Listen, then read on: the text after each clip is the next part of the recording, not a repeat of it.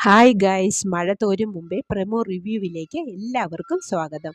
അങ്ങനെ ബബിതയും രോഹിത്തും കൊല്ലപ്പള്ളിയിൽ നിന്നും ഇറങ്ങി കടപ്പാട്ടൂരെത്തിയതും അലീന വാതിൽ തുറന്നു നിൽക്കുന്നുണ്ട്. രോഹിത്തും ബബിതയും അലീനയെ തുറിച്ചു നോക്കിക്കൊണ്ട് അകത്തേക്ക് കയറിപ്പോകുന്നു. അലീന പഴയ പോലെ തന്നെ അവരെ സ്നേഹത്തോടെ നോക്കുന്നുണ്ട്. അലീനയ്ക്ക് അല്ലെങ്കിലും എപ്പോഴും അവരെ സ്നേഹിക്കാൻ മാത്രമല്ലേ അറിയുള്ളൂ. അതുപോലെ തന്നെ രാജീവനും ശിവനും അലീനയുടെ അടുത്ത് വരുന്നുണ്ട്. ശിവൻ അലീനയോട് പറയുന്നത്, എവിടേക്കും തിരിച്ചു പോകാനൊന്നും വേണ്ട, മോൾക്ക് വേണ്ടതെല്ലാം ഞങ്ങൾ തരും, നിനക്ക് ആരുമില്ല എന്ന തോന്നലൊന്നും വേണ്ട എന്നൊക്കെ സ്നേഹത്തോടെ പറയുന്നുണ്ട്. അത് കേൾക്കുമ്പോൾ അലീനയ്ക്ക് തെല്ലൊരാശ്വാസം തോന്നുന്നു. പിന്നീട് ബാലചന്ദ്രൻ വൈജയെ കയറി കാണുന്നുണ്ട്. കണ്ടതും ബാലചന്ദ്രൻ വൈജയോട് ചോദിക്കുന്നുണ്ട്, ഇവിടെ നിന്ന് എഴുന്നേറ്റിട്ട് നമുക്ക് രണ്ടാമതൊരു അംഗം തുടങ്ങണ്ടേ എന്ന്.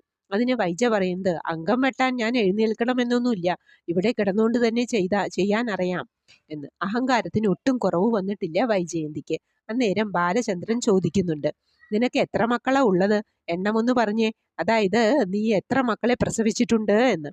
അത് കേൾക്കുമ്പോൾ കുറച്ച് ടെൻഷനോടെ ബാലചന്ദ്രന്റെ മുഖത്തേക്ക് നോക്കുന്നുണ്ട് വൈജയന്തി. ഇതാണ് പ്രമോ വിശേഷമായി കാണിച്ചത്. പ്രമോ ഇഷ്ടപ്പെട്ടുവെങ്കിൽ ലൈക്ക് ചെയ്യാനും ഷെയർ ചെയ്യാനും സബ്സ്ക്രൈബ് ചെയ്യാനും സപ്പോർട്ട് ചെയ്യാനും മറക്കരുത്. അടുത്തൊരു എപ്പിസോഡിന്റെ പ്രമോവുമായി വരുന്നതുവരെ കാത്തിരിക്കുക.